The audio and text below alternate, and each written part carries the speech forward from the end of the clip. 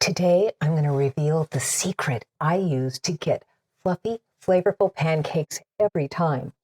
It's a time-tested, foolproof recipe that can be found in a classic cookbook from the early 1950s, and anyone can do it. Hi, I'm Deb, and this is my kitchen. Here I cover recipes that anyone can do, plus cooking skills and tips on making your dinner table or your breakfast table the family center of your home, because that's where family is built. Are you ready? Because the kitchen is now open. Come on in. Let's cook up something good.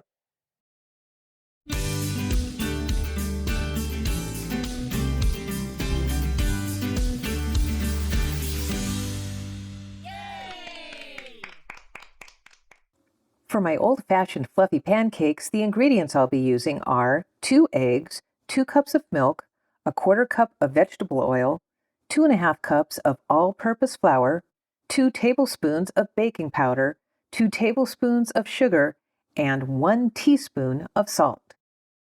Crack eggs into a large bowl and whisk until blended. Add milk and oil and whisk again until eggs and milk are blended together.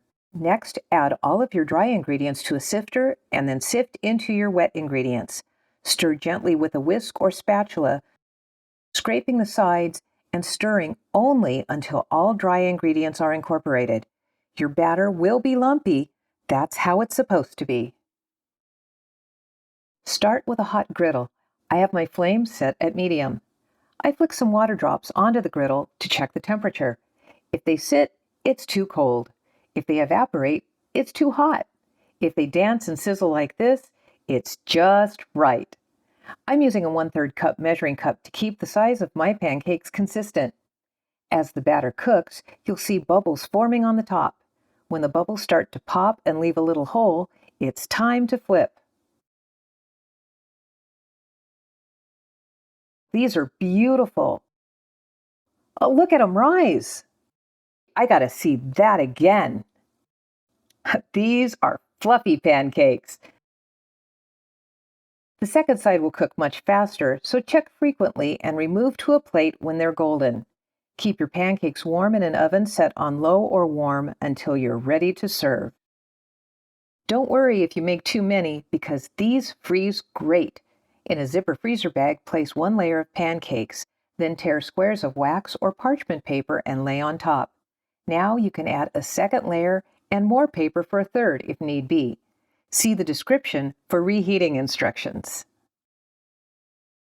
Mr. Deb's Kitchen grew up on this recipe and loved it. These are so fluffy, flavorful, and easy to make. You'll be like me, ruined. You'll never be able to use a pancake or baking mix again, and your family will thank you for it, because family is built at your table with good food and good fun, and if you feed them, they will come. All to the fan.